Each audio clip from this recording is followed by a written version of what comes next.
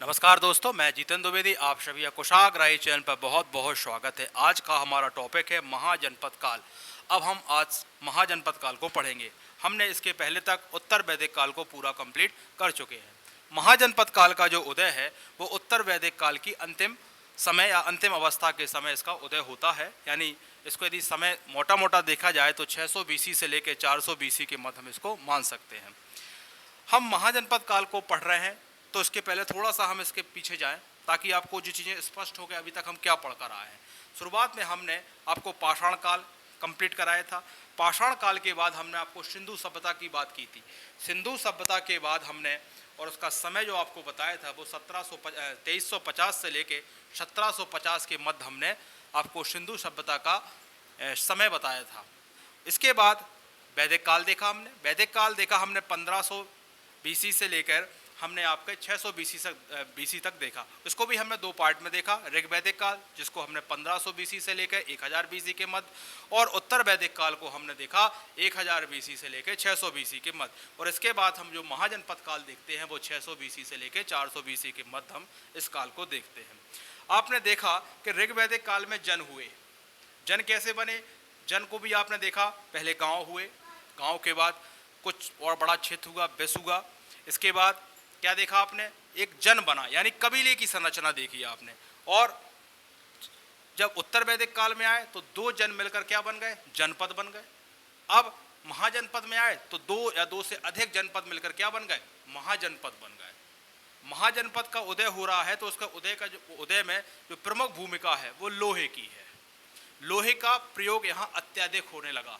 अभी आपने देखा उत्तर वैदिक काल में भी हमने लोहे का प्रयोग बताया, परंतु यहाँ लोहे का प्रयोग अत्यधिक होने लगा। लोहे के प्रयोग से दो चीजें इस हुई। एक तो राजतंत्रात्मक ढांचा मजबूत हुआ, यानी अब राजतंत्रात्मक ढांचा मजबूत हुआ। इसके साथ साथ आर्थिक गतिविधियां भी बढ़ी। जैसे कृषि में हल बना, हलों ने जुताई गहरी की, इससे अतिरेय उत्पादन पैदा हुआ। अतिरेय उत्पादन का आशय एक व्यक्ति को यदि 5 बोरे की आवश्यकता हो रही है उसी खेत से, और गहरी जुताई से क्या हो रहा है, वहाँ अब 5 की जगह 50 बोरे तक गेहूँ निकल रहा है। तो क्या हो रहा है? जब अतिरेय आपकी आवश्यकता से अधिक जब आपके पास उत्पादन होता है तभी आप अन्य चीज़ों पर अपना खर्च करते हैं। तो अब जब ज़्यादा उत्पादन हो रहा है लोहे की वजह से, लोहे से अस्त्र भी बन रहे हैं, रथ बन रहे हैं, हल बन रहे हैं, कृषि का उत्पादन हो रहा है। तो अब एक जनपद है, दूसरा जनपद भी है, तो अब वहाँ क्या हो रहा है? क्लेश हो रहा है।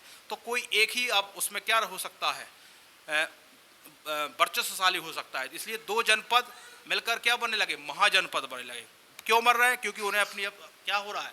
उन्हें अपनी सुरक्षा की आवश्यकता महसूस हो रही है, इसलिए महाजनपदों का विकास हो रहा है। अब महाजनपद में आपने क्या देखा, या उत्तर वैदिक काल में ही आप देख रहे थे कृषि की महत्ता बढ़ी हुई थी। क्यों? क्योंकि उत्पादन कृषि से ज़्यादा हो रहा है। तो अब महाजनपद काल में भी कृषि चाहिए, कृषि के लिए भूमि चाहिए, भूमि के लिए युद्ध होंगे और एक जनपद दूसरे जनपद को हराएगा और महाजनपद बनेंगे। तो उस समय तक 16 महाजनपद थे। 16 महाजनपद आपको बोर्ड पर दिखे हुए हैं। दक्षिण में आपका अश्मक है और भारत से बाहर आपको 2 देखने को मिल रहे हैं।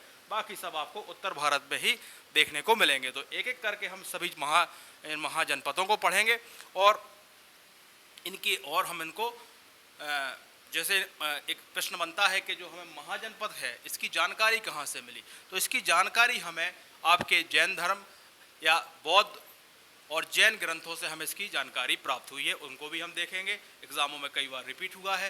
तो इसके बारे में हम पहले कुछ पृष्ठभूमि या भूमिका बनाते हुए पहले महाजनपद काल को स्पष्ट करेंगे और इसके बाद हम एक एक करके सभी महाजनपदों काल को देखेंगे। आप देखें, हम ज़्यादा पीछे तो नहीं जाते पर सिंधु सभ्यता से ही चलते हैं। आपने देखा सिंधु सभ्यता का हमने आपको समय पढ़ाया हुआ है 2350 से लेके 1750 बीसी। इसके बाद आपने देखा वैदिक काल। वैदिक काल को भी हमने 2 भागों में देखा। एक देखा हमने ऋग्वैदिक काल। जिन्होंने अभी तक पीछे की वीडियो नहीं पढ़े उनको भी यहाँ से देखें, तभी आपको लेक्चर समझ में आएगा। और जो पढ़ चुके हैं कंटिन्यू में उन्हें कोई दिक्कत नहीं है। ऋग्वैदिक काल और यहाँ आपका उत्तर वैदिक काल। अब हमने ऋग्वैदिक काल का जो समय देखा वो हमने देखा 1500 बीसी से लेके आपके 1000 बीसी के मध्य देखा। और यहाँ हमने देखा 1000 से लेकर 600 BC। और इसके बाद हमने क्या पढ़े, अगला टॉपिक हमारा क्या आया, महाजनपद काल आया। महाजनपद, तो महाजनपद काल हमने अभी क्या बोला आपसे, उत्तर वैदिक काल के अंतिम अवस्था में इसका उदय हुआ, यानी हम 600 BC से लेकर इसको हम 400 BC के मध्य हम इसको देखते हैं, यानी हम 200 वर्ष का जो काल है वो महाजनपद काल के रूप में पढ़ते हैं। यहाँ जो है हम देख रहे हैं, यहाँ कितने वर्ष का है, 200 वर्षों का हम देखेंगे, और यहाँ आप देख रहे हैं 400 वर्षों का काल है, यानी 400 वर्ष का हमने पढ़ा है। यहाँ आपको 500 वर्ष का देखने को मिल रहा है, इनको हम देख रहे हैं, ठीक। और यही आपको बौद्ध धर्म, जैन धर्म वगैरह भी आपको महाजनपद काल यानी इसी 600 BC से 400 BC के मध्य भी देखने को मिलेंगे। फिर भी पहले हमारा अभी टॉपिक क्या है, महाजनपद काल। यहाँ आपने देखा 2350 से 1750, फिर हम 1500 पर आए, यानी 250 वर्ष का जो इतिहास है इसके बारे में हमें स्पष्ट जानकारी नहीं है, इसलिए लोग इसको पहला, इतिहास का पहला अंधकार युग भी कहते हैं, अंधकार युग भी कहते हैं। और इसके शुरुआत में हमने आपसे क्या पढ़ा था, पाषाण काल को हमने पढ़ा था। पाषाण काल यानी स्टोन एज को हम यहाँ देख कर आए थे। तो ये हमने लास्ट में आपने देखा कि स्टोन एज आखिरी तक 1000 BC तक भी रहा है ना, और चालू कहाँ से हुआ था उसको भी हमने आपको पढ़ाया। 5 लाख BC से लेकर कई किताबों में आपको 7 लाख, उसकी भी तिथियों में मतभेद है, और लास्ट में आपका आते आते 2000-3000 के आसपास आपको देखने को मिलता है BC। और इसके बाद आपका 2350, क्योंकि यहाँ भी मतभेद है, फिर भी हम उन डेटों पर बात कर रहे हैं जो क्या है, सर्वमान्य है। तो सिंधु सभ्यता, पाषाण काल देखा हमने, पाषाण काल के बाद सिंधु एक शहरी सभ्यता हुई, फिर इसका कैसे पतन हुआ इस पर भी बड़ा मतभेद है। और 250 वर्ष का जो इतिहास है बड़ा मौन है, इस पर कोई स्पष्ट जानकारी नहीं है। फिर आर्यों का आगमन होता है, 500 वर्ष का इतिहास हम यहाँ देखते हैं। ऋग्वैदिक काल को हम पूरा देखते हैं, जो कि आपके सतसेंधव प्रदेश तक क्या करते हैं, निवास करते हैं। आगे बढ़ जाते हैं उत्तर वैदिक काल, यानी जो आर्य है वो अब कहाँ बढ़ गए, गंगा यमुना द्वाप तक बढ़ गए, और हमने 600 BC तक वहाँ देखा सब कुछ। अब हम देखते हैं महाजनपद काल, जो 600 BC से लेके 400 BC के मध्य यानी 200 वर्षों का हम इतिहास यहाँ देखेंगे। अब महाजनपद काल का जो उदय हुआ है, इसके उदय का जो प्रमुख कारण समझे आप, वो है लोहे का यहाँ प्रयोग बढ़ा। इस लोहे के प्रयोग से 2 चीज़ें देखने को मिलती हैं हमें, एक तो राजतंत्रात्मक ढांचा मजबूत होता है आपका, दूसरा आपकी आर्थिक जो अवस्था या आर्थिक स्थिति में भी क्या होता है, व्यापक परिवर्तन होता है। यानी कृषि और कृषि, भाई लोहा का यहाँ प्रयोग बढ़ा है, तो लोहे से क्या क्या आपने देखा, एक तो हल देखे आपने, और कृषि के और औजार देखे जो कि कृषि में सहायक हुए। दूसरी, गहरी जुताई से आपका उत्पादन, प्रोडक्शन बढ़ा है। और जो ये मैदान है आपका, ये उत्तर भारत का मैदान है, जड़ोल मृदा का मैदान है, गंगा यमुना वाला मैदान है, क्योंकि जो ये सभ्यता जो फैली हुई है वो भी उत्तर प्रदेश, बिहार, नेपाल के तराई क्षेत्रों में देखने मिलती है। यहाँ आपको क्या है, जड़ोल मृदा का क्षेत्र है ये, तो यहाँ उपजाऊता वैसे भी है, अनुकूल मौसम है, ऊपर से लोहे ने गहरी जुताई की हलोरे, और प्रोडक्शन आपका एक्स्ट्रा बढ़ा।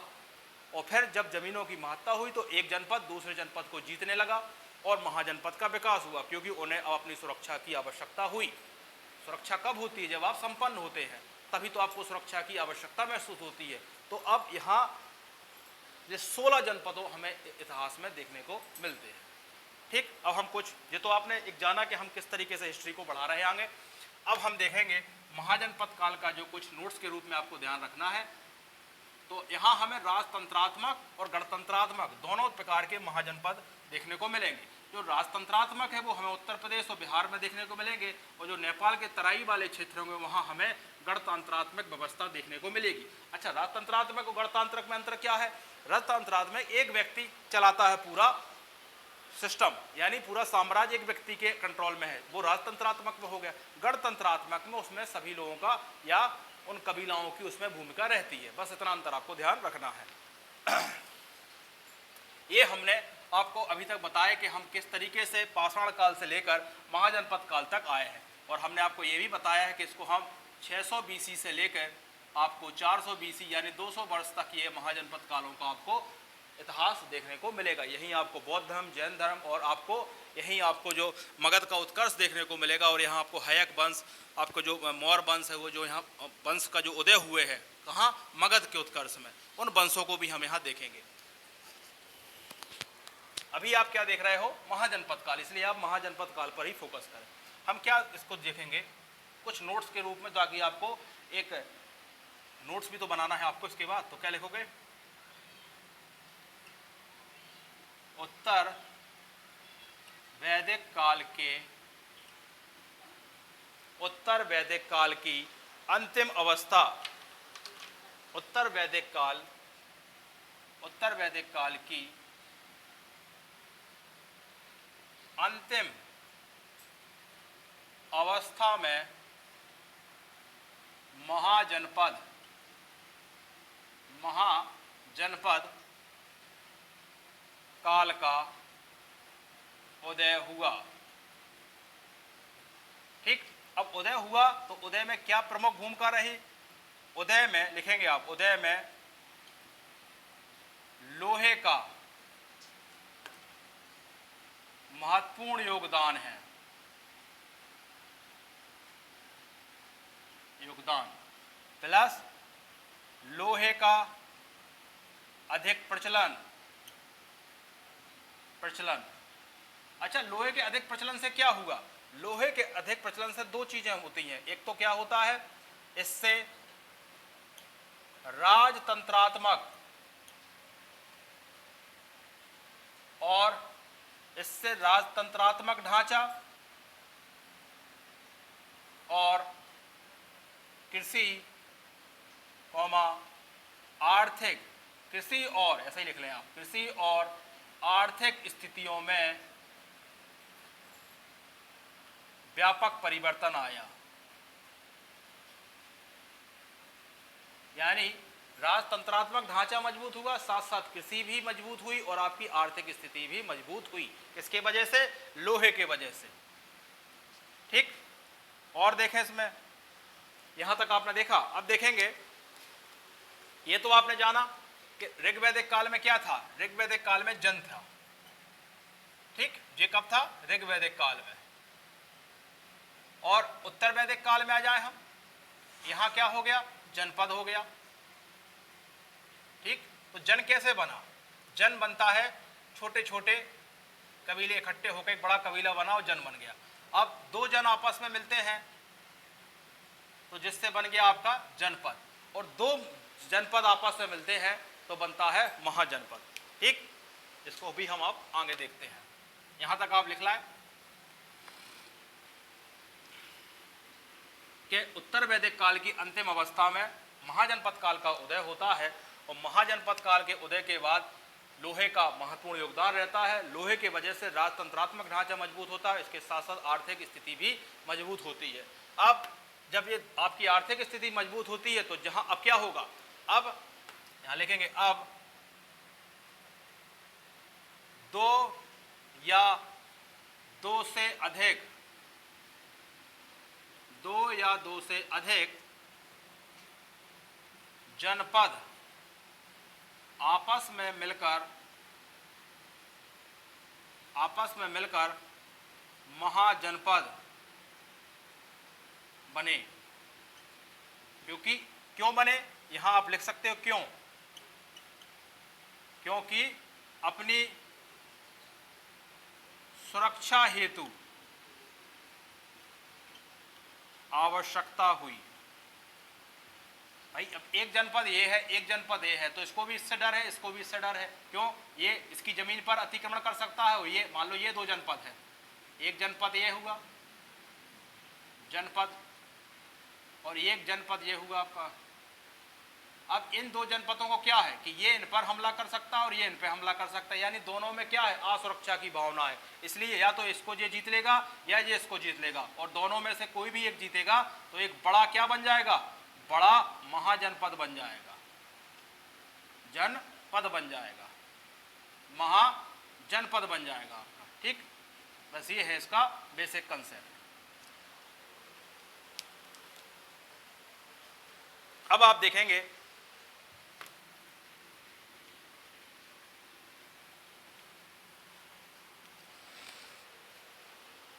ये जनपदों का जो ज्यादातर उदय कहां देखने को मिल रहा है, तो लिखेंगे आप 6वीं शताब्दी ईसा पूर्व में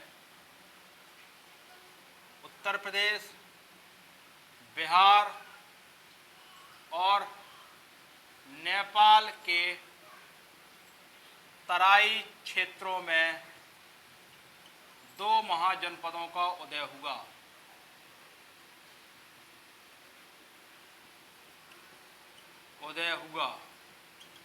और दो कौन से हैं वो? एक राजतंत्रात्मक और दूसरा आपका गणतंत्रात्मक। राजतंत्रात्मक और गणतंत्रात्मक, राजतंत्रात्मक राज्य का उदय हुआ और एक हुआ आपका गणतंत्रात्मक राज्य का। और कहाँ हो रहा है? उत्तर प्रदेश, बिहार और नेपाल के तराई क्षेत्रों में। ठीक। अब जो गंगा मैदानी क्षेत्र में है, गंगा मैदानी क्षेत्र में जो है आपके अधिकांशतः राजतंत्रात्मक देखेंगे मिलेंगे, और जो नेपाल के तराई क्षेत्रों में होंगे वो अधिकांशतः हमें कैसे देखने को मिलेंगे? वो हमें गणतंत्रात्मक व्यवस्था। गणतंत्रात्मक कुछ कबीलों का या सबका उसमें डिसीजंस होते हैं, और राजतंत्रात्मक में केवल एक आदमी या एक व्यक्ति ही फैसले लेता है कि युद्ध करना है कि नहीं करना। ये अंतर आपको पहले से ही स्पष्ट है।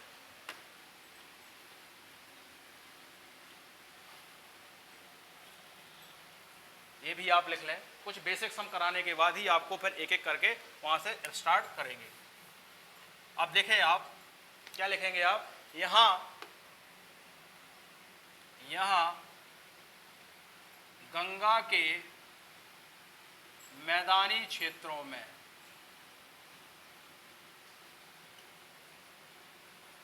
अधिकांशतः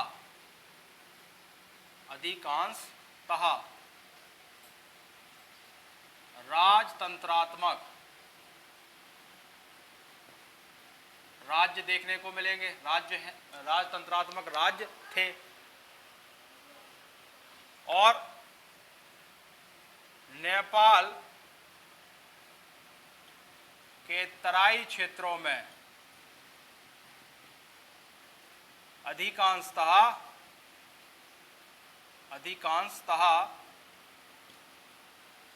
गणतंत्रात्मक राज्य थे। ठीक।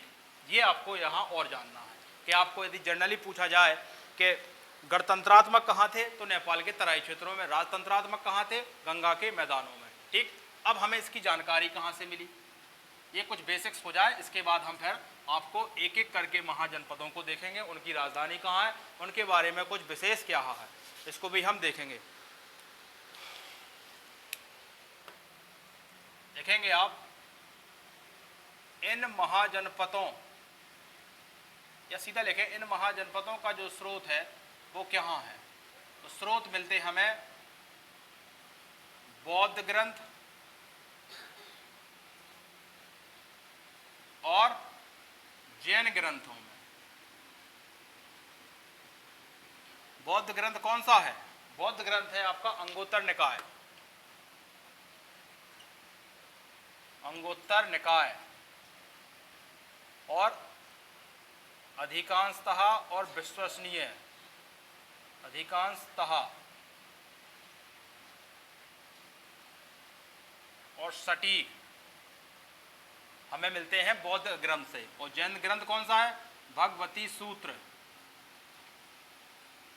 एग्जामों में ये पूछा जाता है, बड़ा कंफ्यूज होता है कौन सा जैन धर्म है और कौन सा बौद्ध धर्म है। तो जो बौद्ध धर्म होता है आपका अंगुत्तर निकाय, ये ज़्यादा सटीक है और ज़्यादा प्रमाणित है, और जो आपका जैन ग्रंथ होता है वो होता है भगवती सूत्र। ठीक। ये दोनों से ही हमें महाजनपद कालों का अधिकांशतः स्रोत प्राप्त हुए हैं। तो आपने क्या देखा? मोटा मोटा आपने ये देखा कि आप जो आपका महाजनपद काल है वो उत्तर वैदिक काल के अंतिम अवस्था में इसका उदय देखने को मिलता है। हमें एक डेट आपको ध्यान रखना हो तो 600 बीसी से लेकर 400 बीसी के मध्य इसका उदय देखने को मिलता है। यानी हम 200 वर्ष तक महाजनपद काल को देखते हैं। महाजनपद काल के उदय में सबसे महत्वपूर्ण भूमिका लोहे की है।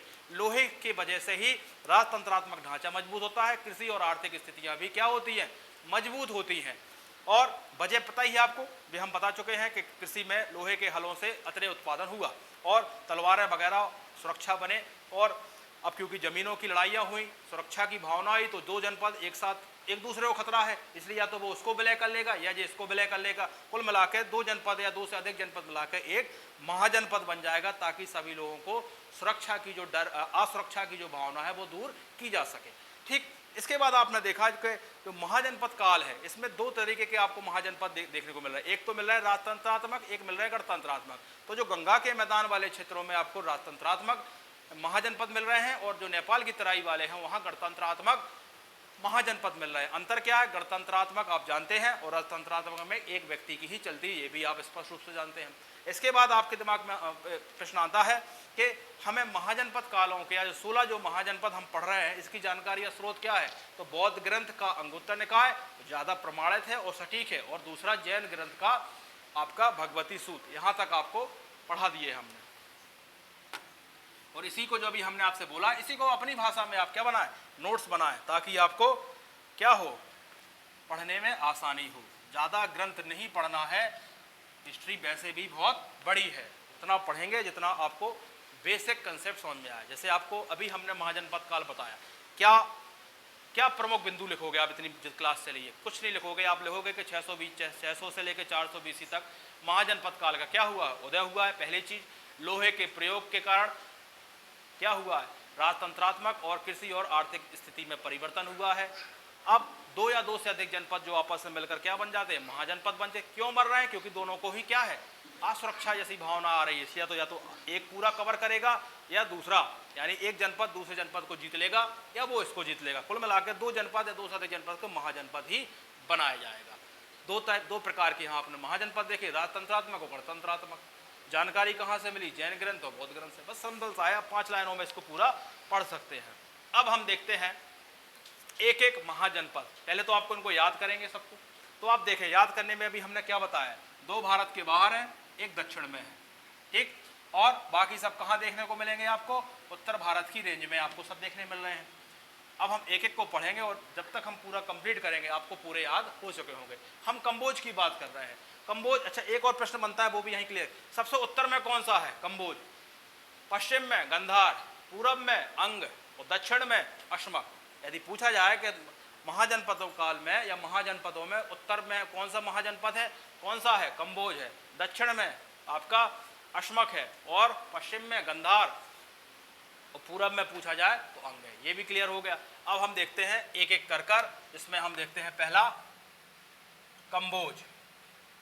कहाँ दिख रहा है आपको? सिंधु नदी के ऊपर है, यानी ये जो है आपका इस समय वर्तमान में देखा जाए तो अफगानिस्तान में है। उत्तर पश्चिम सीमा, या इसको अफगानिस्तान भी कहते हैं, पाकिस्तान और अफगानिस्तान के बॉर्डर पर है, ठीक। तो हम देखेंगे कंबोज, ये तो हो गया महाजनपद। और यहाँ हम पढ़ते हैं राजधानियाँ। तो कंबोज की जो राजधानी है वो है हटक, और इसी को दूसरी राजधानी कह लें या उसको बोलते हैं रजपुर। जो भी ऑप्शन में हो, तो हटक और रजपुर तो क्या हो गई, इसकी कैपिटल हो गई। अब कहाँ है ये वर्तमान में? इसका क्षेत्र कहाँ पड़ता है? हमने क्या बताया आपको? अफगानिस्तान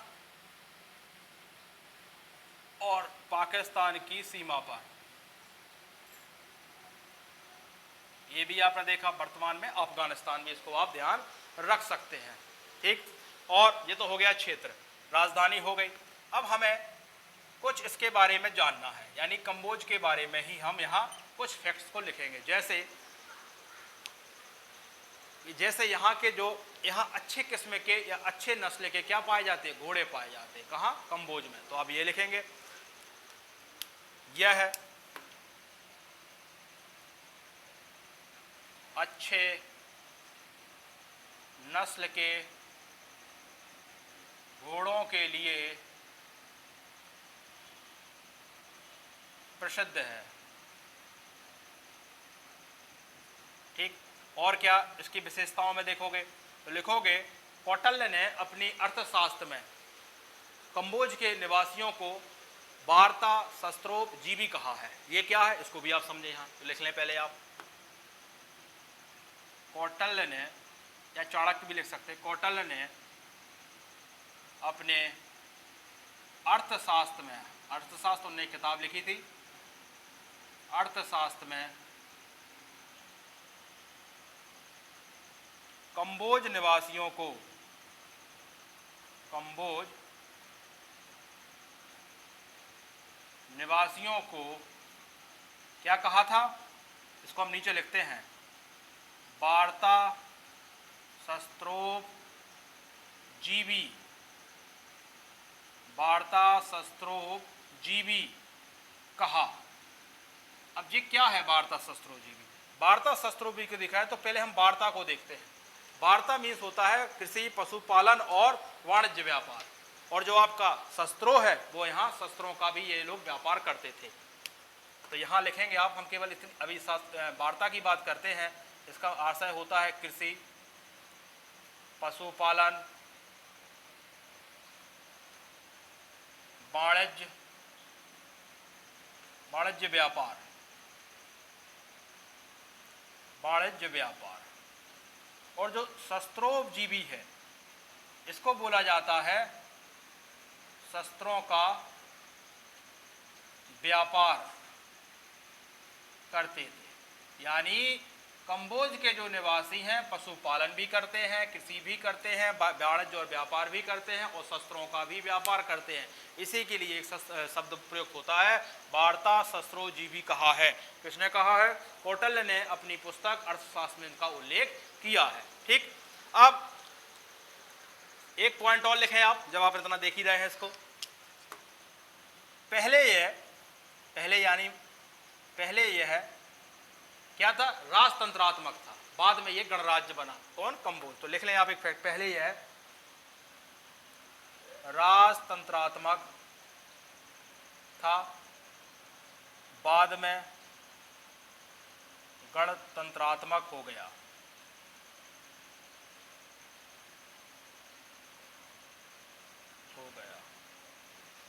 और ईरान के एक शासक थे आपके, ईरान के शासक डेलस प्रथम ने इस पर कब्जा कर लिया था। चाहो तो एक पॉइंट और लिख लो। और यहाँ जो शासक थे सुदक्षिण थे, ठीक है, वो इतना इंपॉर्टेंट नहीं है इसलिए हम उसको वहाँ नहीं लिखा रहे हैं। आप सुन लें कि जो सुदक्षिण और चंद्रवर्धन कंबोज के क्या थे? शासक थे। बाद में ईरान के शासक डेलस प्रथम ने इस पर कब्जा कर लिया था। बस आपको चीज़ें और सुनना चाहो। बाकी इंपॉर्टेंट क्या है कि कंबोज के जो घोड़े होते हैं वो अच्छी नस्ल के लिए प्रसिद्ध है, और वहाँ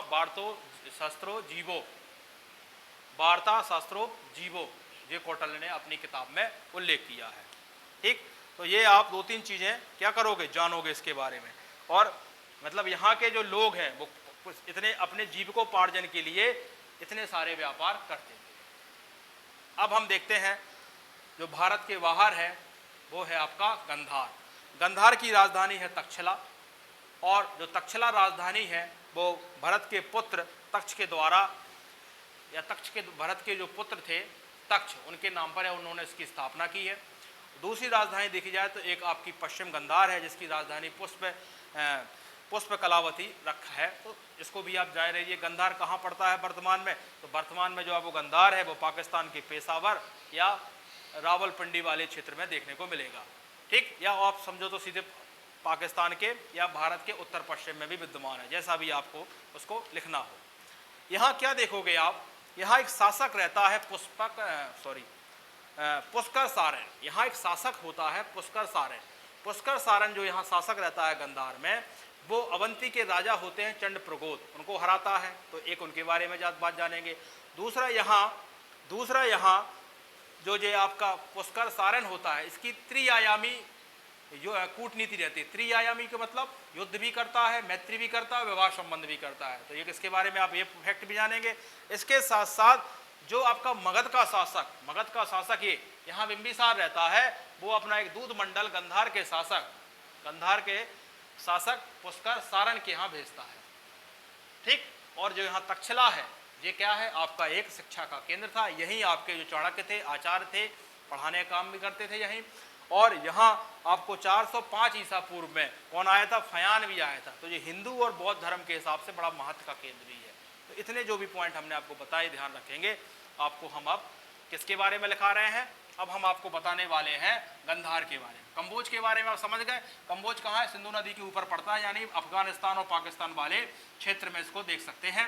वर्तमान में इसको अफगानिस्तान के में भी कह सकते हैं सीमा के हिसाब से देखा जाए। और राजधानी क्या है? हटक है, रजपुर है। यहाँ के जो निवासी हैं वो क्या काम करते हैं? वार्ता शस्त्रोपजीवी से अपना जीवन चलाते हैं। इसको भी हमने बता दिया क्या होता है। यहाँ अच्छे किस्म के घोड़े पाए जाते हैं नस्ल के। साथ साथ पहले शुरुआत में ये राजतंत्रात्मक था, बाद में ये गणतंत्रात्मक भी हुआ है। यहाँ ईरान के शासक आपके हुए हैं डेलस प्रथम, उन्होंने इस पर कब्जा कर लिया था। तो ये कुछ फैक्ट आपको ध्यान रखने हैं। अब दूसरा हम देखते हैं गंधार। दूसरा हम देखते हैं गंधार। तो गंधार की राजधानी क्या है? तक्षशिला। तक्षशिला का जो नाम है या जो इसकी स्थापना की है वो भी लिख लें। भरत के पुत्र, तो भरत के पुत्र तक्ष, हाँ, भरत के पुत्र तक्ष द्वारा स्थापना की गई थी। तो ये भी आप एक एक्स्ट्रा फैक्ट के रूप में ध्यान रख सकते हैं। गंधार पड़ता कहाँ है? इसका क्षेत्र देखा जाए तो हमने क्या बताया? पाकिस्तान के पेशावर प्लस रावलपिंडी वाले एरिया में। तो पाकिस्तान के पेशावर प्लस रावलपिंडी,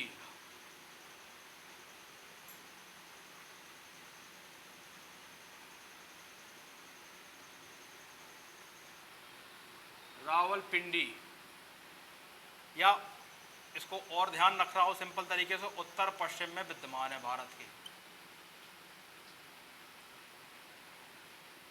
जो भी आपको याद रहे। तो ये हो गया इसका क्या? क्षेत्र। अब हमें गंधार के बारे में कुछ तथ्य देखना है कि यहाँ क्या क्या चीजें हैं, कौन शासक था और क्या क्या चीजें थी, कौन कौन शासक था, इन पर हम यहाँ डिस्कस करें। तो यहाँ का शासक हमने अभी को क्या बताया आपको? पुष्कर सारण। लिखेंगे आप किसकी बात कर रहे हैं? गंधार की बात करें तो लिखेंगे पहला यहाँ बिंदु, यहाँ का शासक कौन है? यहाँ का शासक कौन है? पुष्कर सारण। पुष्कर सारण, पुष्कर सारण था। इस पुष्कर सारण ने, यही लिखेंगे, पुष्कर सारण ने अवंती के शासक, अवंती कहाँ है? ये अवंती उज्जैनी। अवंती के शासक चंडप्रघोत को हराया था। तो एक पॉइंट आपने ये भी जाना। और पुष्कर सारण की जो नीति थी, हम इसको यही लिख दे रहे हैं, आप नोट्स में उसको सही से बनाएं। त्रिआयामी कूटनीति थी इसकी, त्रिआयामी कूटनीति थी। अब त्रिआयामी कूटनीति क्या है ये भी आप जाने। देखो पहली आयाम था ये युद्ध करता था, जैसे इसने चंडोत प्रकोत को हराया। दूसरा ये कार्य क्या करता था? विवाह करता था, यानी मैत्री करता था। यानी मैत्री कैसे हुई?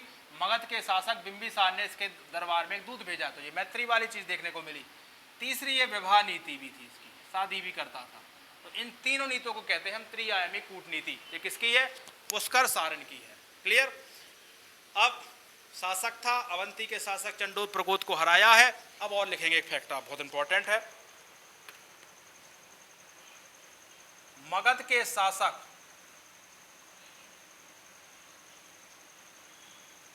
बिंबिसार,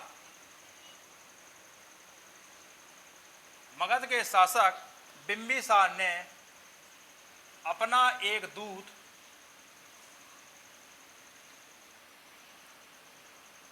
पुष्कर सारण के यहाँ भेजा था ताकि दोनों में मित्रता रहे। भेजा था, अभी जब हम मगध के उत्कर्ष को पढ़ाएंगे तो वहाँ स्पष्ट करेंगे। ठीक, ये आपने इनके बारे में कुछ फैक्ट्स जाने। इसके साथ साथ आप देखेंगे कुछ एक्स्ट्रा फैक्ट्स। एक्स्ट्रा फैक्ट्स का मतलब हम तक्षशिला की बात कर रहे हैं। तक्षशिला आपको पता है शिक्षा का केंद्र रहा है। यहीं आपके जो आपके कौटल्य हैं, चाणक्य हैं, यहाँ क्या थे? आचार्य थे। तो इसको हम नोट में लिखा देते हैं आपको।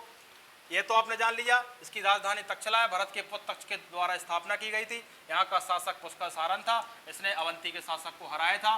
मगध के शासक ने यहाँ दूध भेजा था और ये त्रिआयामी इसकी कूटनीति थी। ये सब आपने यहाँ देखा। अब कुछ हम यहाँ नोट में फैक्ट्स दिखा रहे हैं आपको।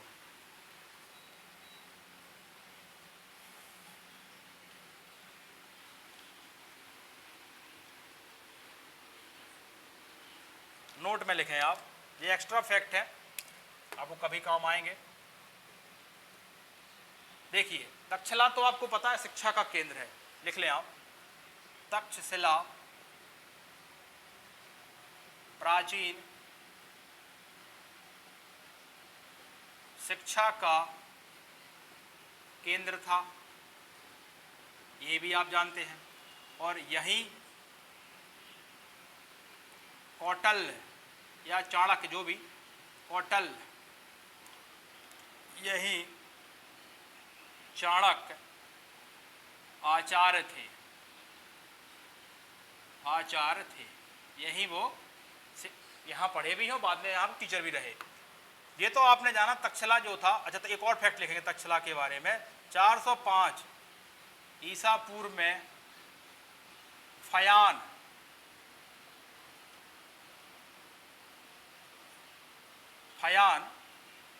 चीनी यात्री आया था।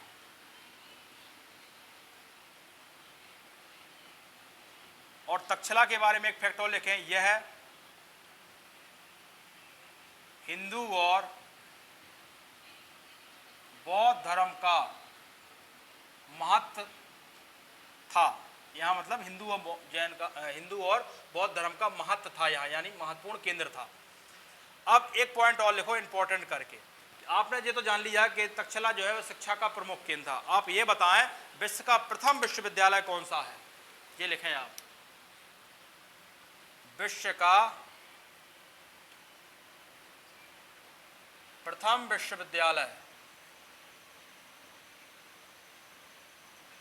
कौन सा है? तक्षशिला नहीं, ये है आपका नालंदा विश्वविद्यालय, नालंदा विश्वविद्यालय। ये भी आप यहां ध्यान रखेंगे।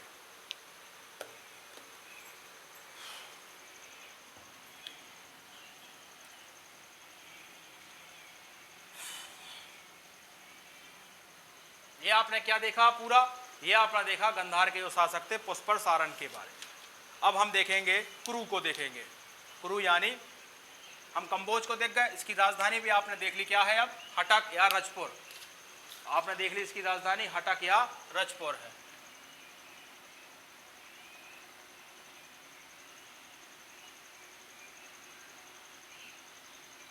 और गंधार की राजधानी भी आप देख चुके हैं, क्या है? तक्षशिला है। एग्जामों में ये राजधानी है पूछी जाती है। अब हम देखेंगे कुरु को, तो आप अगली हेडिंग डाल लें कुरु, अगली हेडिंग डाल लें कुरु। 1 मिनट का गैप के बाद हम पढ़ाते हैं।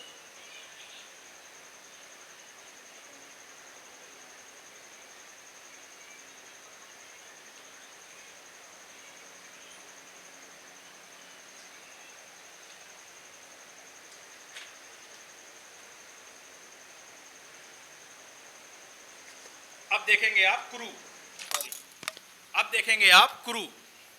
तो कुरु की राजधानी देखेंगे तो आपको मिलेगी हस्तिनापुर, इंद्रप्रस्थ। और कहाँ कहाँ है, दोनों में अंतर भी देखेंगे आप। तो लिखें आप कुरु,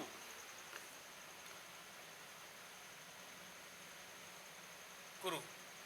ये देखेंगे आप, क्या देखेंगे? दोनों की राजधानी देखेंगे। तो इसमें भी एक बड़ा है, एक यमुना नदी के किनारे मिलेगी आपको, एक गंगा नदी के किनारे मिलेगी। दोनों को ही लिखते हैं आप, यमुना नदी के किनारे,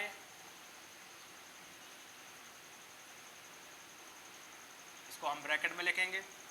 एक आपको मिलेगी गंगा नदी के किनारे, इन दोनों को हम देखेंगे। जो यमुना नदी के किनारे होगी यानी दिल्ली वाले पास होगी, वो होगी आपकी इंद्रप्रस्थ। इंद्रप्रस्थ का नाम आपने खूब सुना है महाभारत में, इंद्रप्रस्थ। और जो गंगा के किनारे होगी वो होगी आपकी हस्तिनापुर, हस्तिनापुर। ठीक, कहाँ पड़ती है? ये आपकी दिल्ली के रेंज में है वर्तमान में, और इसको देखा जाए तो ये आपकी मेरठ। ठीक, ये आपने कुरु को यहाँ देखा। अब यहाँ यदि आपको और देखना हो तो यहाँ के शासक जो थे वो कौरंड थे, लिखेंगे आप, यहाँ के शासक कौरंड थे। और एक और यहाँ महत्वपूर्ण घटना है, एक बार बाढ़ आ गई थी, किसमें, हस्तिनापुर में डूब गया था। हस्तिनापुर यानी आपके गंगा नदी में बाढ़ आ गई थी। तो यहाँ एक राजा थे आपके निस्सु राजा ने क्या किया, यहाँ से आप राजा ने कौशाम्बी को राजधानी बनाया, यानी कौशाम्बी को राजधानी बनाया। तो लिखेंगे एक फैक्ट और,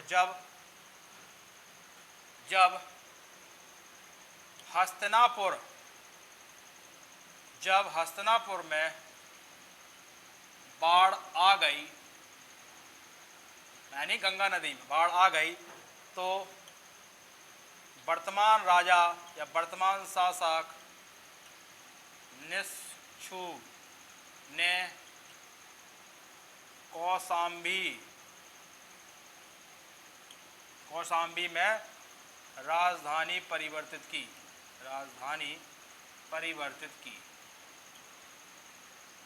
बस दो फैक्ट आप ध्यान रखेंगे, यहाँ के राजा कौन है और इंद्रप्रस्थ यमुना के किनारे है। तो गंगा कहाँ है आपकी, गंगा कहाँ है आपकी,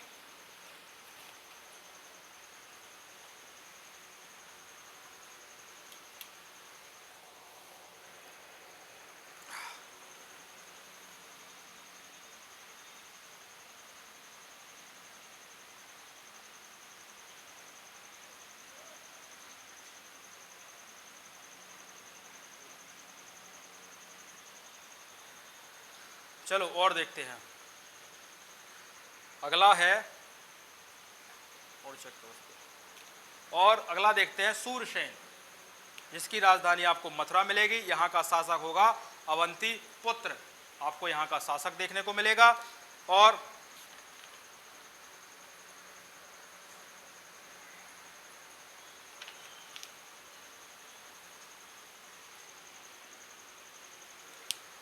मैग्नीज ने अपनी पुस्तक इंडिका में क्या किया है, सूरसेन का उल्लेख किया है। तो अगला और देखते हैं आप।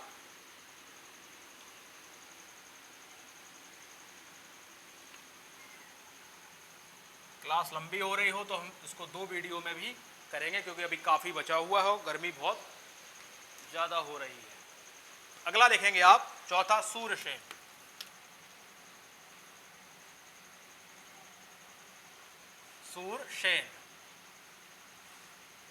राजधानी क्या है, मथुरा, ठीक। और यहां मथुरा तो आपको क्लियर ही है कहां। अब इसके बाद देखेंगे यहां, तो यहां का शासक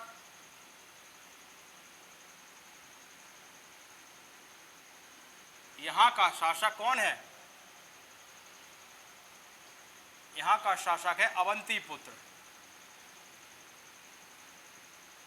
यहाँ का शासक अवंती पुत्र था। बस एक और पॉइंट लिखना हो, एक आपके यात्री थे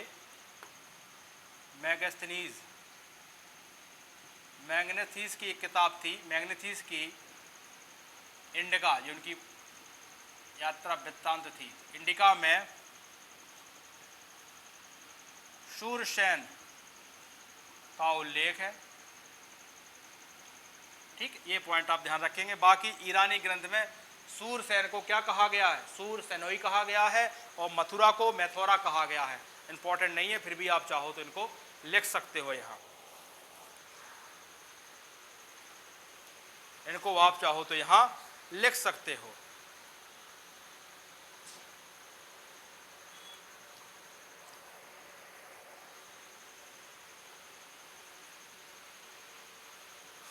अब आप अगला लिखेंगे बस्त। ये कौशाम्बी इलाहाबाद के पास है, यानी कौशाम्बी इसकी राजधानी होती है, और वर्तमान में कहाँ है, इलाहाबाद के पास। यहाँ का शासक उदयन रहता है। तो देखो, कुरु भी आप देख चुके हैं, सूरसेन भी आप समझ गए, और अगला हम पढ़ने वाले हैं वत्स को।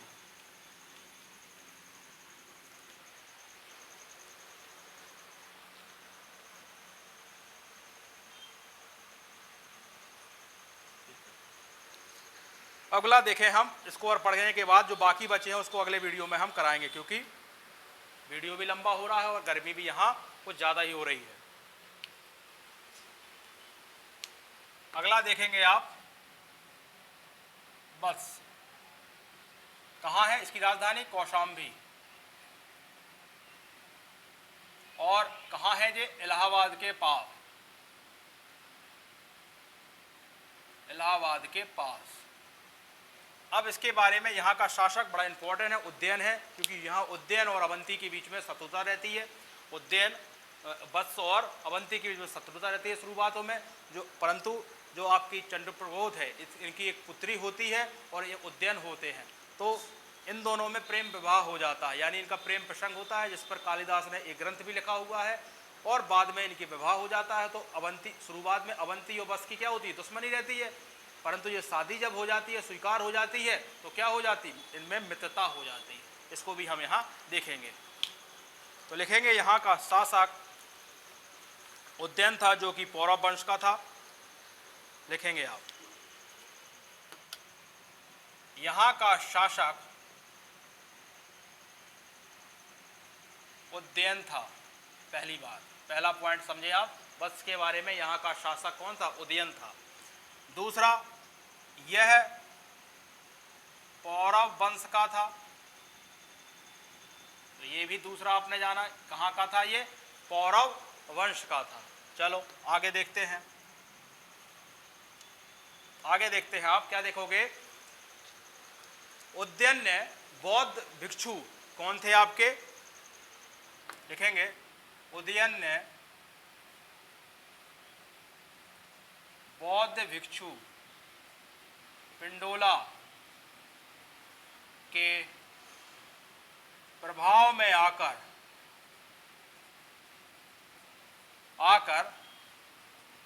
बौद्ध धर्म स्वीकार लिया था। ठीक, वहीं देखेंगे आप काली, या पहले आप ये लिखें,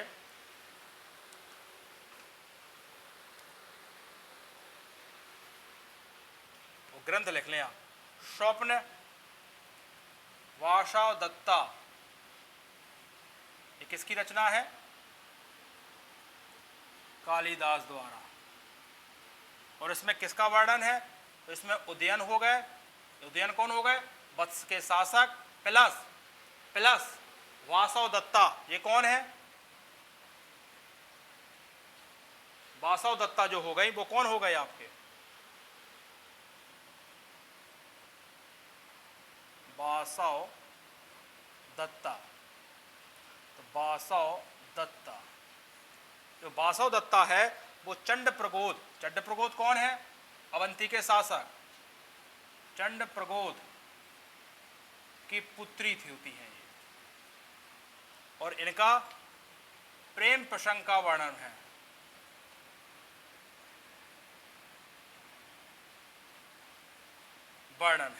ठीक, तो शुरुआत में तो अवंती और वत्स की क्या होती है? दुश्मनी होती है, और इन पर ये हमला करता है। लोग कहते हैं उदयन को हार जाता है और ये कैद में रहता है, बहुत अच्छा वीणा बजाता है, वीणा की वजह से या उस बजाने के वजह से जो वासव दत्ता होती है उनकी तरफ आकर्षण में आ जाती हैं और इनमें प्रेम प्रसंग प्रारंभ हो जाता है। प्रेम प्रसंग हो जाता है और बाद में इनकी शादी भी हो जाती है, जिससे वत्स और अवंती की क्या हो जाती? मित्रता हो जाती। तो शुरुआत में तो शत्रुता रहती है और ये शादी होने के बाद दोनों में मित्रता हो जाती है। फिर लिखेंगे आप, प्रेम प्रसंग का वर्णन है। बाद में विवाह हो जाता है। विवाह हो जाने के बाद वत्स और अवंती में मित्रता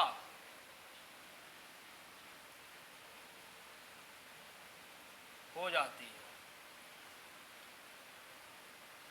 तो ये आपको ध्यान रखना है वत्स के बारे में। बाद एक और पॉइंट चाहो तो लिख लो, मगध नरेश, जब मगध में शिशुनाग वंश आता है तो मगध नरेश शिशुनाग जो होते हैं वत्स को अपने में जीत लेते हैं, अब वत्स उसके अधीन हो जाता है। तो एक लास्ट पॉइंट और लिख लेंगे आप, मगध नरेश शिशुनाग द्वारा वत्स को जीतकर मगध साम्राज्य में मिला लिया जाता है। इसको रफ करने के बाद एक पॉइंट और लिख लें आप,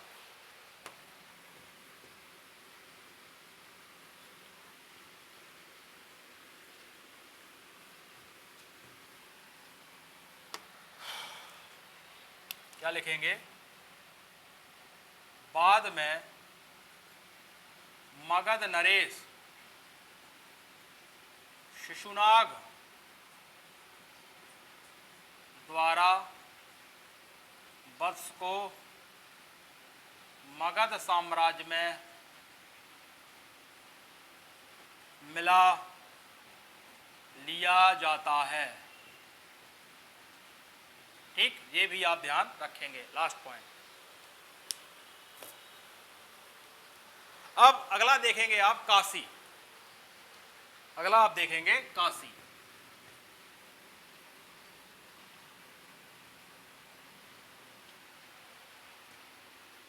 आपने अभी तक कितने देख लिए? कंबोज, गंधार, कुरु, सूरसेन, बस। अब देखने वाले हो आप काशी को। ठीक,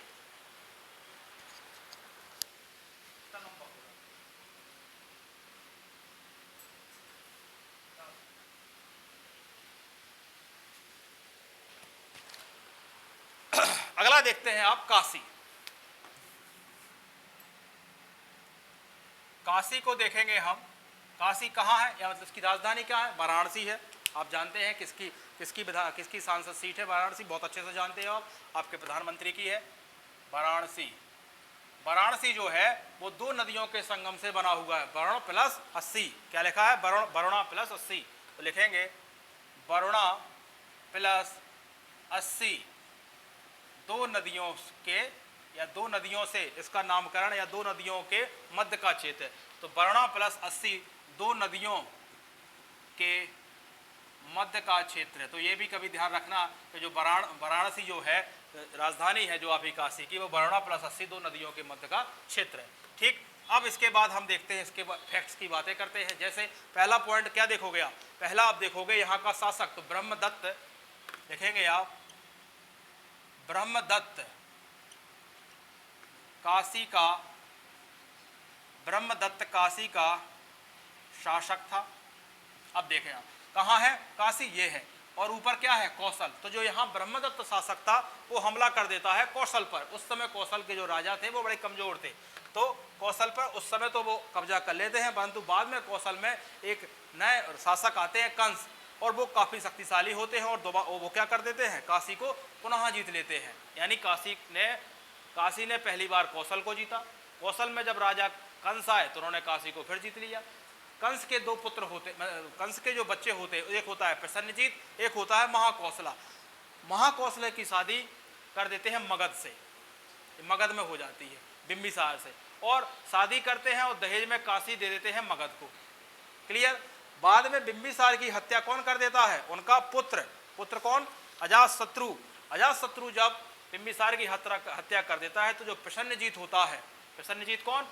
कंस का पुत्र, वो हमला कर देता है अजातशत्रु पर। फिर भी वो भी हार जाता है, और उसको अपनी पुत्री की शादी भी अजातशत्रु से करनी होती है। मतलब काशी ज़्यादा देर तक स्वतंत्र नहीं रह पाया, क्योंकि शुरुआत में क्या था? एक शक्तिशाली वो था।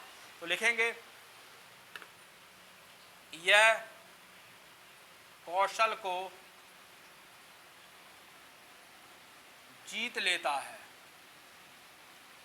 ठीक, कौन जीत लेता है? ब्रह्मदत्त। बाद में कौशल में एक नए शासक कंस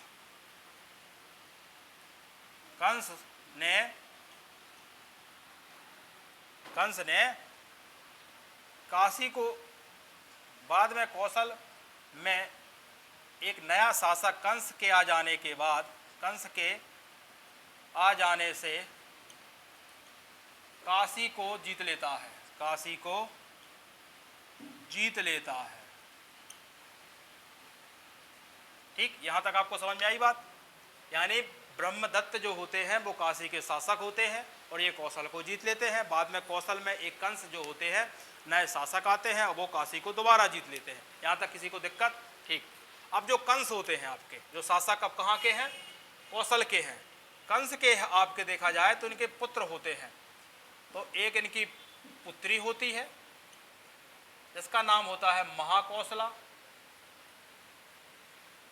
और एक पुत्र होते हैं जिनका नाम होता है प्रसन्न जीत।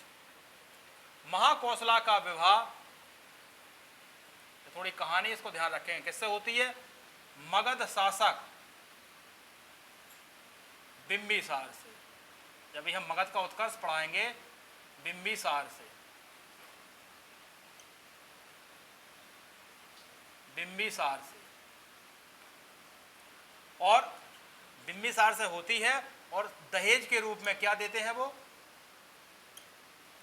दहेज में काशी देते हैं। तो काशी कहां चली गई? मगध के पास चली गई काशी। अब आपको पता है जब आप मगध का उत्कर्ष देखते हैं तो बिंबिसार की हत्या उनका पुत्र कर देते हैं अजातशत्रु, जिससे प्रसन्नजीत नाराज हो जाते हैं। और प्रसन्नजीत क्या कर देते हैं? हमला कर देते हैं अजातशत्रु पर, परंतु प्रसन्नजीत भी हार जाते हैं। और इनकी जो पुत्री होती है बजीरा, उनको शादी करना पड़ती है किससे?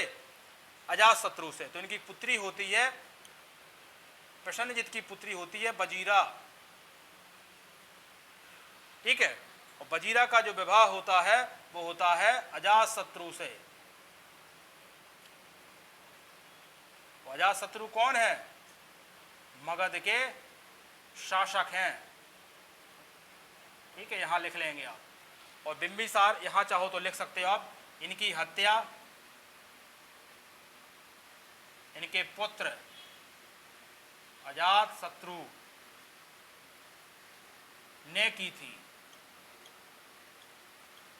पुत्र ने हत्या करते तो प्रसन्नजीत दोबारा हमला कर देते हैं मगध पर, और मगध पर हमला होता है, परंतु बजीरा क्या हार जाते हैं? ये मगध के शासक रहते हैं आपके अजातशत्रु, यहां लिख दे रहे, ऊपर वहां नहीं दिख रहा होगा। मगध के शासक यानी बिंबिसार के पुत्र रहते हैं। अब आपको एक मिनट में इसको कहानी को स्पष्ट कर दें, काफी कंफ्यूजन हो रहा है यहाँ। देखिए आप, ये है काशी। काशी में एक राजा होते हैं ब्रह्मदत्त, ये हमला करते हैं कौशल पर, कौशल जीत लेते हैं। अब कौशल उस समय कमजोर रहता है, बाद में वहां कंस नामक एक राजा आता है और वो काशी को जीत लेता है। क्लियर?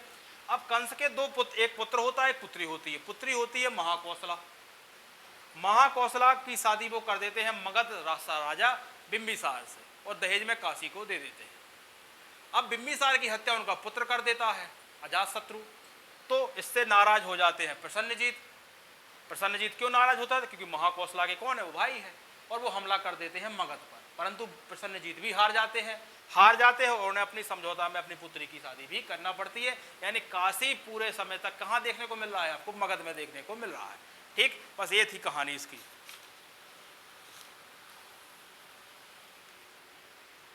अब आप देखेंगे मगध, अगला मगध को तो हम पूरा पढ़ेंगे क्योंकि हमें मगध का उत्कर्ष पढ़ना है।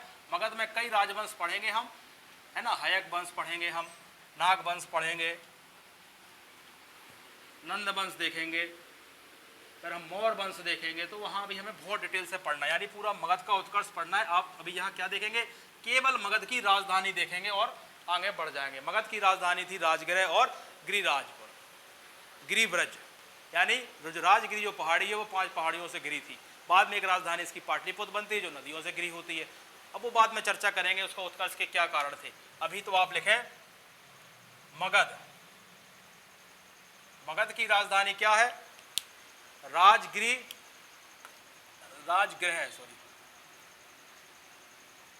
या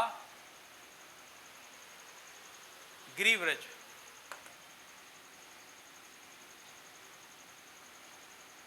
ठीक है, बाद में इसकी राजधानी क्या बनती है? वैशाली भी बनती है। वैशाली राजधानी कौन बनाता है? वो बनाता है उदयन। एक यहाँ भी उदयन आता है शासक, हाँ उदयन ही है। और फिर इसकी राजधानी बनती है पाटलिपुत्र। पाटलिपुत्र राजधानी बनाने का श्रेय जाता है कालाशोक को। ठीक, तो अभी आप मगध के बारे में केवल इतना जान लें, इसकी राजधानी जान लें, और राजगृह है गिरिव्रज पे, और मगध कहाँ पड़ता है? पटना में पड़ता है। तो आप लिख सकते हो पटना वाले क्षेत्र में मगध है।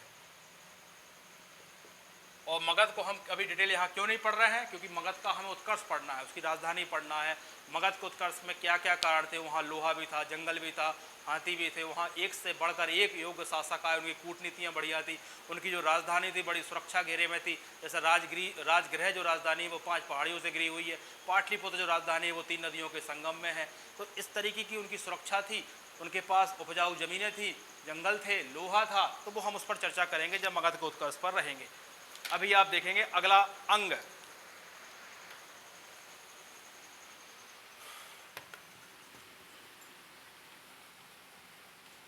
अगला देखेंगे आप अंग।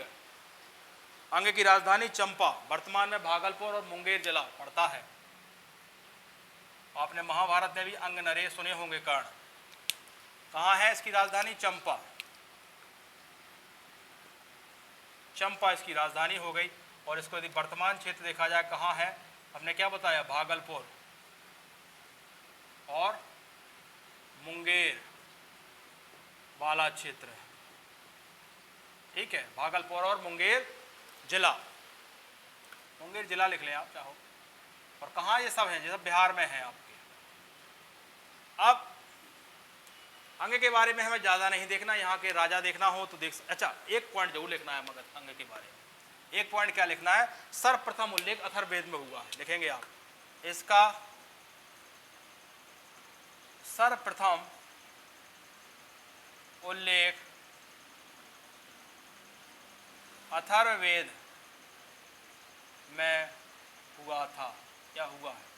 और यहाँ के राजा देखना हो तो ब्रह्मदत्त, यहाँ के ब्रह्मदत्त यहाँ के शासक थे, चाहो लिख लो आप, यहाँ के शासक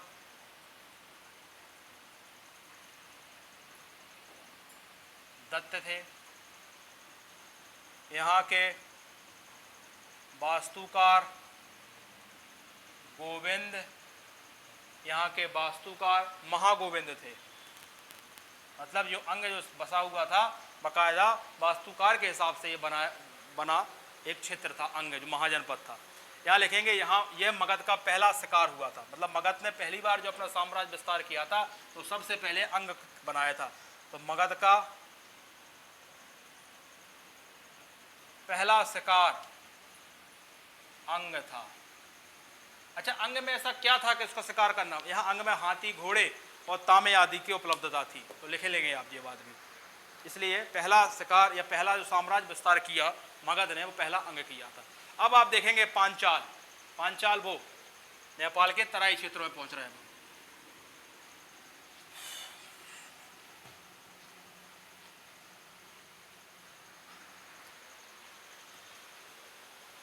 क्या लिखोगे आप? 9वां नंबर है आपका पांचाल। पांचाल की दो राजधानियां हैं, उत्तरी पांचाल और दक्षिणी पांचाल। उत्तरी पांचाल की अहिच्छित है और दक्षिण की कामपिल्य है। तो लिखेंगे आप 9वां महाजनपद है पांचाल। दो राजधानियां हैं, दोनों राजधानियों को हम स्पष्ट रूप से देखेंगे। पहले लिखेंगे उत्तरी पांचाल,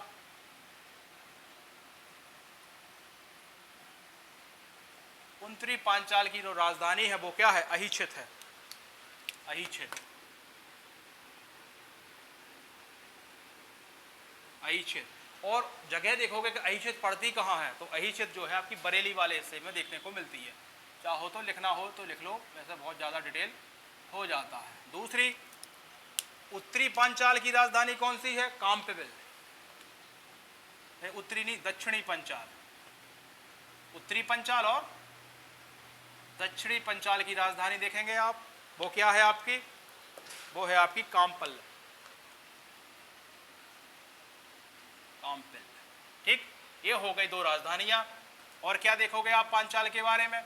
और इसका क्षेत्र देखना चाहो तो वो है फर्रुखाबाद, यानी वर्तमान में रोहिलखंड का जो हिस्सा है, या जो रोहिलखंड, आधुनिक रोहिलखंड का क्षेत्र, वही आपका पांचाल वाला है। ठीक, यहीं की द्रौपदी थी, जो आपको पांचाली सुना होगा, यहीं की द्रौपदी थी। बस, और कोई खास इंपॉर्टेंट यहाँ है नहीं है। बाकी भागीरथी को, जो नदी है, उसको दो भागों में विभक्त करता है। इसकी राजधानियाँ उत्तरी पांचाल और दक्षिणी पांचाल। उत्तरी पांचाल की राजधानी अहिच्छित और दक्षिणी पांचाल की राजधानी आपकी काम्पिबिल हो गया। ठीक है, एक शासक जरूर थे यहाँ, चूलामी ब्रह्मदत्त थे। चाहो तो लिखना हो तो लिख लो, वैसे इंपॉर्टेंट नहीं है, केवल राजधानी पूछी जाएगी। क्या बता? शासक चूलामी ब्रह्मदत्त। अगला देखेंगे आप कौशल। अगला कौन सा लिखेंगे आप? कौशल।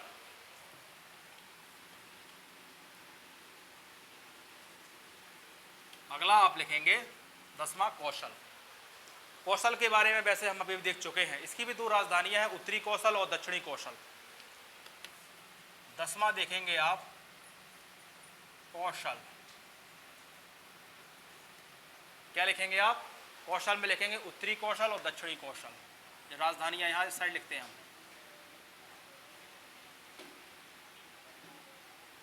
उत्तरी कौशल और दक्षिणी कौशल। उत्तरी कौशल की क्या है? उत्तरी कौशल की है श्रावस्ती,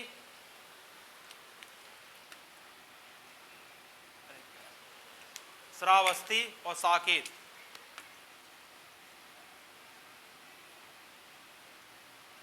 श्रावस्ती और ये हो गया साकेत। ठीक, ये हो गई इसकी राजधानियां। अब कौशल्य के बारे में आपने अभी क्या देखा? अच्छा, इसकी पूछा जाए कहाँ है तो सरयू नदी के पास पड़ता है ये। और क्या समझना है? और अभी हम इसके बारे में पूरा आपको बता चुके हैं, फिर भी आपको 1 मिनट के लिए यहाँ रिवीजन करा देते हैं। उत्तरी कौशल की जो है पहचान हुई है वो आपकी देखना हो तो सेहत मेहत से हुई है, उपनाम से। और साकेत जो है वो उसको कुशावती भी कहा गया है। तो 2 पॉइंट्स आप और लिख सकते हैं। बाकी इसके बारे में भी हमने क्या बताया था, यहाँ एक शक्तिशाली शासक हुआ था कंस। कंस के एक पुत्री हुई थी, रिवीजन करा रहे हैं वैसे हम। महाकौशला थी, वो पढ़ा चुके हैं, महाकौशला थी। और पुत्र जो था इनका वो क्या था? प्रसन्नजीत। यही बताया हमने। महाकौशला के विवाह किससे हुआ था? अभी मगध नरेश बिंबिसार से। बिंबिसार से। और दहेज में क्या मिला था इनको? दहेज में काशी मिला था, याद है आपको। बिंबिसार की हत्या किसने कर दी थी? अजातशत्रु ने। अजातशत्रु कौन है? इनके पुत्र हैं। और जब अजातशत्रु ने बिंबिसार की हत्या कर दी, प्रसन्नजीत नाराज हो गए। इन्होंने हमला कर दिया किस पर? अजातशत्रु पर हमला कर दिया इन्होंने गुस्सा में। हमला किया और हारे कौन? और हार हुई प्रसन्नजीत की। हार हुई तो इसका संधि के लिए क्या करना पड़ा? समझौता के लिए क्या हुआ? इन्हें अपनी पुत्री का नाम वजीरा का विवाह किससे करना पड़ा? अजातशत्रु से करना पड़ा। ये हमने कहानी आपको अभी कुछ देर पहले बताई थी, समझे। कंस की 2 पुत्री होती हैं, पुत्री महाकौशला होती है। उनकी शादी बिंबिसार मगध के शासक है, दहेज के रूप में काशी देते हैं। और बिंबिसार का पुत्र जो अजातशत्रु होता है इनकी हत्या कर देता है, जिससे प्रसन्नजीत नाराज हो जाता है। प्रसन्नजीत अजातशत्रु पर हमला कर देता है, परंतु प्रसन्नजीत हार जाता है। उस समझौता या संधि के रूप में इसे अपनी पुत्री वजीरा का विवाह भी अजातशत्रु से करना पड़ता है। इसका मतलब काशी मगध में था, मगध में ही रहा, ये छुड़ा नहीं पाए। बस ये था कुल मिला के। अगला देखेंगे बज्जी। अगला देखेंगे अब बज्जी।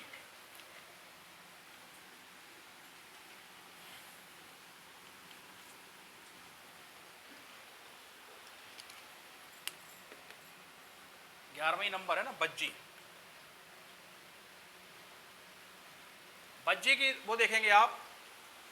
एक है वैशाली, इसकी राजधानी के रूप में देखेंगे वैशाली। और वैशाली के बारे में आप देखोगे तो ये गंडक नदी के तट पर है, ये इसके लिए जान आप लिखेंगे। अब वहाँ नदियाँ बनाने का हमें नहीं मिल रहा है, गंडक नदी के तट पर है, ठीक। और एक राजधानी आपको देखने को मिलेगी, कौन सी? विदेह, या इसको बोलेंगे अपन विदोह या मिथिला। विदोह या मिथिला, ठीक। इसको आप जानते हैं, मिथिला सीता जी का घर। अब बज्जी जो है वो 8 संघों का समूह से बना है, 8 संघों के समूह से बना है। यानी छोटे छोटे जो कबीले थे उनसे संघों से मिलकर बज्जी बना है। बज्जी को एक गणतांत्रिक संघ है। इन 8 में एक लिच्छवी संघ है। लिच्छवी संघ क्यों बता रहे हैं हम? लिच्छवी इसलिए बता रहे हैं आपको क्योंकि यहाँ लिच्छवी से संबंध आपका किससे है? लिच्छवी जो गण है वहाँ महावीर स्वामी की माँ त्रिशला देवी का जो संबंध है वो आपके लिच्छवी गणराज्य से है। तो लिखेंगे लिच्छवी संघ। लिच्छवी संघ। और लिच्छवी 8 संघों का समूह है और एक गण है, ये 8 में से एक है, ऐसा लिख लो आप, एक। और ये क्यों पढ़ा रहे हैं, क्योंकि यहाँ आपके महावीर की माँ त्रिशला देवी यहीं की थी। बस इतना आपको एग्जाम में पूछा जाएगा तो यही पूछा जाएगा। और जो गंगा नदी है बज्जी और मगध के बीच की सीमा बनाती है, मतलब गंगा जो नदी है वो बज्जी और मगध के बीच में सीमा बनाती है। त्रिशला देवी लिच्छवीगढ़ की थी, गढ़ कह लें या संघ कह लें। तो जो महावीर की माँ त्रिशला देवी यहीं की थी, तो लिच्छवीगढ़ जो संघ है ये पूछा जा सकता है कि ये किस संघ का है, तो ये बज्जी संघ के अंतर्गत आता है। बज्जी संघ में 8 संघों से मिलकर बना है या 8 गणों से मिलकर बना है। और लिख लें आप लिच्छवी के बारे में, विश्व का सबसे पहला गणतंत्र माना गया है। लिख लेंगे आप, विश्व का पहला गणतंत्र माना गया है, ये भी आप ध्यान रखेंगे। तो लिच्छवी समझ गए आप, बज्जी जो 8 संघों से बना है उन 8 में से एक क्या है, एक आपका लिच्छवी है। अब लिखेंगे हम मल्ल। मल्ल में हम कुछ नहीं पढ़ेंगे, केवल जो आपका मल्ल है इसमें 2 राजधानियां हैं, आपका कुशीनारा के मल्ल और पावा के मल्ल। बस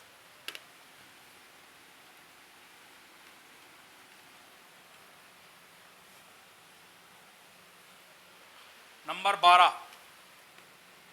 तक आप आ गए हैं। और आपका अगला महाजनपद है मल्ल। इसकी 2 राजधानियां हैं, पहला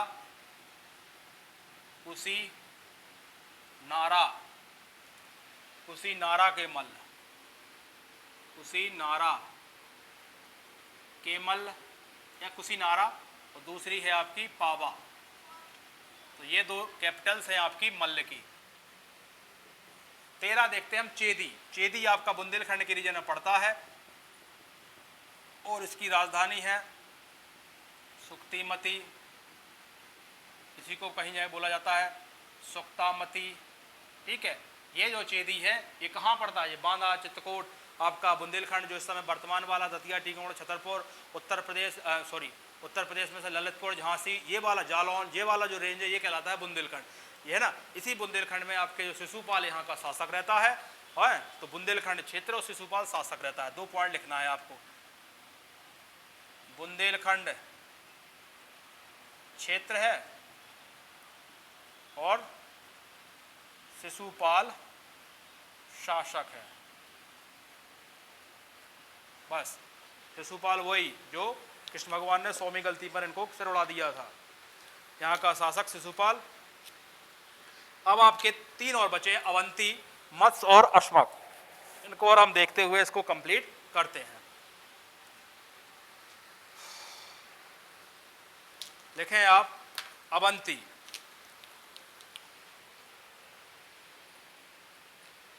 अवंती की भी 2 राजधानियां हैं, उत्तरी अवंती, दक्षिणी अवंती।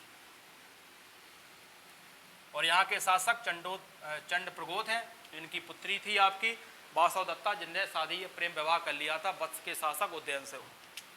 तो लिखेंगे आप, कौन सा नंबर हो गया, 14 नंबर है ना, अवंती। 2 राजधानियां हैं, उत्तरी अवंती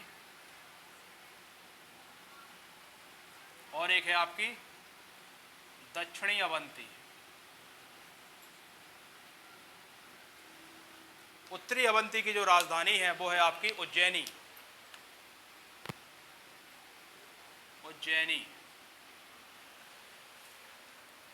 उज्जैनी हो गई राजधानी। और दक्षिणी अवंती की राजधानी है महेशमती। ये तो हो गई राजधानी। जगह पता है, मध्य प्रदेश के मालवा में पड़ता है, यानी भारत के पश्चिम में कह सकते हैं इसको। अब हमें क्या लिखना है, यहाँ का शासक चंड प्रगोत था। चंड प्रगोत के बारे में आपको हो, पुष्कर सारण ने अवंती में आकर चंड प्रगोत को हराया। तो लिख लेंगे आप, वो पुष्कर सारण कौन थे, गंधार शासक थे। गंधार के शासक पुष्कर सारण ने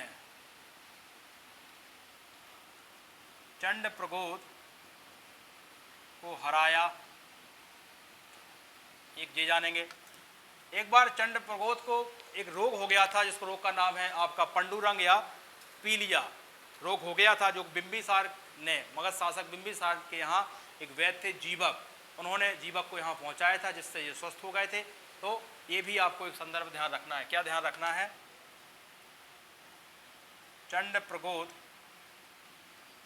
को पीलिया या पंडुरंग नामक रोग हो गया था, और इस रोग को सही करने के लिए मगध शासक, ये मगध को जब हम कूटनीति पढ़ाएंगे तो वहां देखेंगे, देखो कैसी वो अवंती, क्योंकि शक्तिशाली जनपद होता है और उससे वो एक संबंध बनाते हैं मैत्रीपूर्ण। मगध शासक बिंबिसार अपना राजवैद्य जीवक, जीवक के बारे में लिख ले, एक गणिका का पुत्र है, ठीक है ना, सालवती गणिका का, वो भी लिख लेंगे इनके बारे में। सालवती गणिका का पुत्र राजवैद्य जीवक को भेजते हैं, जिससे यह ठीक हो जाते हैं। तो इससे मगध की आपको जो कूटनीति भी आपको समझ में आ जाती है यहाँ से। अब अवंती में एक और आप लिखेंगे फैक्ट, यहाँ एक आपके बौद्ध धर्म के महाकच्चायन के प्रभाव में आकर इन्होंने बौद्ध धर्म स्वीकार लिया था, तो वो भी लिख लें। बौद्ध भिक्षु महाकंचायन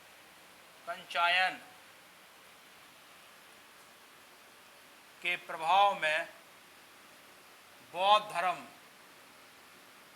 स्वीकार लिया था,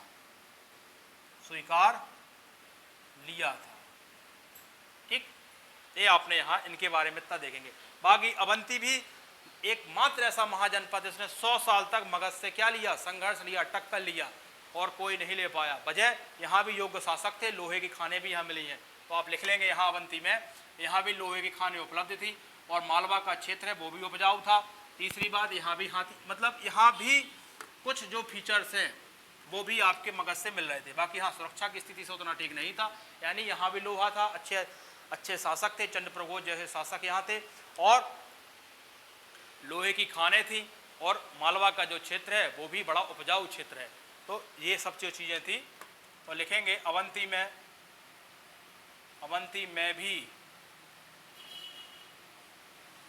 लोहे की खानें थी, और अवंती ही एक ऐसा था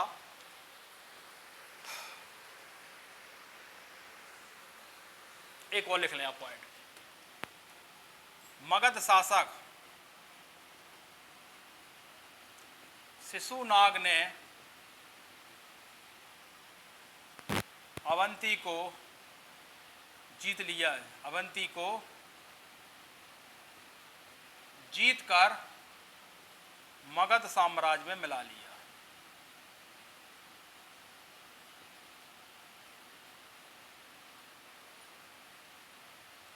ठीक, तो मगध साम्राज्य, अवंती को मगध साम्राज्य में शिशुनाग ने मिलाया था, ये भी ध्यान रखेंगे आप।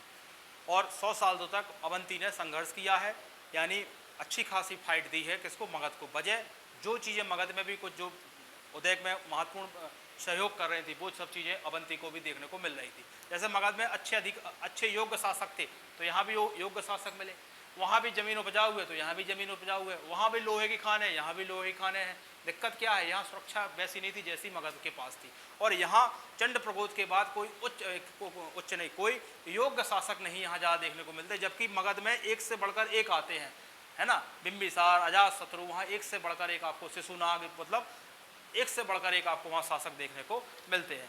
ठीक है, बाकी आपको वत्स की कहानी पता ही है।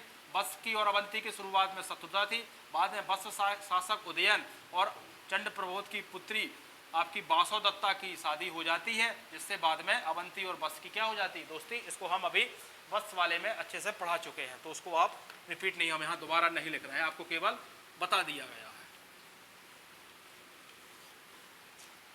अब राजस्थान का एक महाजनपद है मत्स्य। तो लिखेंगे आप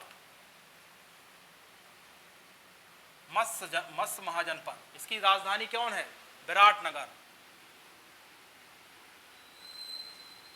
यहाँ के एक शासक थे आपके विराट, उनके नाम पर ही ये क्या हुआ, राजधानी पड़ी विराटनगर। जयपुर अलवर वाला जो क्षेत्र है वो आता है। यहाँ एक विशेष ये है, ये पशुपालन के लिए फेमस है, वो भी गायों के लिए, पशुपालन के लिए विशेष रूप से प्रख्यात है, और वो भी गाय के। ठीक, इतना भर ध्यान रखना है। लास्ट आपका है 16 अस्मक, जिसकी राजधानी पोटन, ओटला और पैठन, और दक्षिण भारत में एक ही है आपका, गोदावरी नदी के किनारे। 16 लिखेंगे आप अस्मक, और इसकी राजधानी हमने क्या बताया, कई नामों से देखने मिलेगी आपको। पोटन देखने को मिलेगी, कई जगह आपको पैठन देखने को मिलेगी, ठीक है, और कई जगह आपको कोटला देखने को मिलेगी। एक मात्र देखना है, गोदावरी के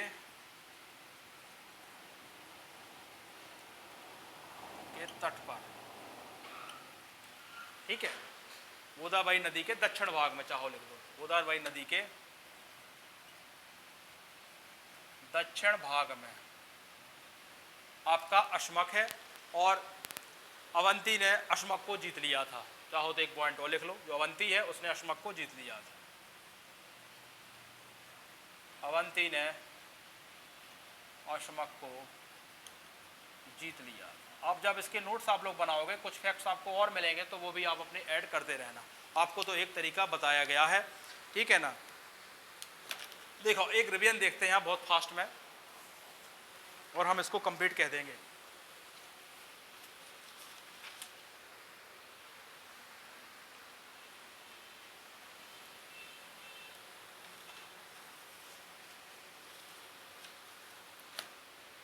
चलो ठीक है, देखते हैं। आप देखें, हमने शुरुआत में कहाँ से पढ़ाया था, हमने ये बताया था कि मगध का उत्कर्ष कब हुआ, उत्तर वैदिक काल के अंतिम समय के बाद मगध का उत्कर्ष हुआ। उसके उत्कर्ष में लोहे की भूमिका सर्वाधिक थी, ठीक, उसी से राजतंत्रात्मक ढांचा स्ट्रांग हुआ, उसी से आर्थिक स्थिति मजबूत हुई। दो तरीके के आपने राजतंत्रात्मक महाजनपद देखे, एक राजतंत्रात्मक, दूसरा गणतंत्रात्मक। राजतंत्रात्मक आपने गंगा नदी के क्षेत्र में देखा, और जो गणतंत्रात्मक है वो आपने नेपाल के तराई एरिया में देखा। यानी बिहार और यूपी वाला जो क्षेत्र है वो राजतंत्रात्मक, अधिकांश जनपद महाजनपद पाए जाएंगे, और नेपाल के तराई वाले में आपको गणतंत्रात्मक देखेंगे। तो इसकी जानकारी हमें बौद्ध ग्रंथ, अंगुत्तर निकाय, जैन ग्रंथ, भगवती सूत्र में प्राप्त हुए हैं। फिर देखे आपने ये 16 महाजनपद, 2 भारत के बाहर है, एक दक्षिण भारत में। इसकी राजधानी हटक रजपुर है। यहाँ अच्छे किस्म के घोड़े प्राप्त होते हैं, और यहाँ के जो लोग हैं वार्ता शस्त्रोप जीवो से अपना जीविका चलाते हैं, यानी पशुपालन, कृषि, व्यापार, वाणिज्य और शस्त्रों का व्यापार से। गंधार पर आए, राजधानी तक्षशिला हुई। गंधार के शासक पुष्पसारण हुए, जिन्होंने अवंती के शासक को हराया, और बिंबिसार ने यहाँ एक क्या भेजा, दूध भेजा। कुरु आए, कुरु में हमने 2 राजधानी दिखाई, एक यमुना नदी किनारे, दूसरी गंगा नदी किनारे। यमुना नदी की जो किनारे बताया वो इंद्रप्रस्थ थी, और गंगा नदी के किनारे बताया वो हमने कौन सा बताया था, हस्तिनापुर। और ये भी बताया कि एक बार यहाँ बाढ़ आई थी, तो यहाँ के एक राजा थे निस्सु, उन्होंने यहाँ से राजधानी बदलकर कौशाम्बी कर दी थी। फिर सूरसेन आए, सूरसेन की राजधानी मथुरा हुई, ठीक है, और सूरसेन के एक शासक थे अवंती पुत्र थे, ठीक है, बस इतना ही ध्यान रखना है। बाकी सूरसेन का उल्लेख जो है वो कहाँ हुआ है, मैग्नीथीस की इंडिका में भी सूरसेन का उल्लेख हुआ है। इसके बाद हम आ गए मत्स्य पर आते हैं, तो इसकी जो राजधानी है विराटनगर है, राजस्थान में पड़ता है। अवंती की बात करेंगे तो यहाँ के जो शासक थे वो आपके चंड प्रगोद थे। चंड प्रगोद को पीलिया पंडुरंग रोग हुआ, तो मगध के शासक ने अपना वैद्य जीवक पहुँचाया, और इनकी पुत्री की शादी वत्स नरेश उद्यन से भी हुई है ना। शुरुआत में शत्रुता रहती है, बाद में मित्रता हो जाती है। चेदी आपका बुंदेलखंड वाले रीजन में होता है, यहाँ का शासक शिशुपाल होता है। और अस्मक ये दक्षिण में, गोदावरी नदी के दक्षिण में होता है। काशी में जो राजा होते हैं ब्रह्मदत्त होते हैं। शुरुआत में काशी बड़ा समृद्ध होता है, वो कौशल पर हमला कर देता है। कौशल पर जब कंस आते हैं तो वो काशी को जीत लेते हैं, और अपनी पुत्री का विवाह बिंबिसार से करते हैं, और काशी को दहेज में मगध को दे देते हैं। बाद में मगध के शासक बिंबिसार की हत्या अजातशत्रु कर देते हैं। तो कंस के जो पुत्र प्रसन्नजीत होते हैं वो बदला लेने के लिए अजातशत्रु के यहाँ जाते हैं, परंतु वो भी हार जाते हैं और अपनी पुत्री का भी विवाह करना होता है। मतलब कुल मिला के काशी मगध के पास ही रहता है। ठीक, इसके बाद अंग की बात करें तो अंग की राजधानी चंपा थी, है ना। फिर हमने मल्ल की बात करें तो मल्ल में एक कुशीनारा के मल्ल थे, एक पावा के मल्ल थे। और कौन सा बचता है आपका? कौशाम्बी। कौशाम्बी वत्स की राजधानी कौशाम्बी इलाहाबाद के पास है। और कौन सा बचा है? बज्जी। बज्जी जो है आपका वैशाली जो गंडक नदी के तट पर है, दूसरा विदोही या मिथिला।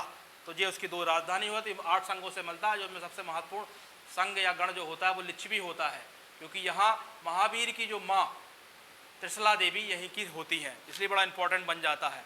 फिर आपके मल्ल हो गए, अवंती हो गई, मत्स्य हो गए, अश्मक हो गए।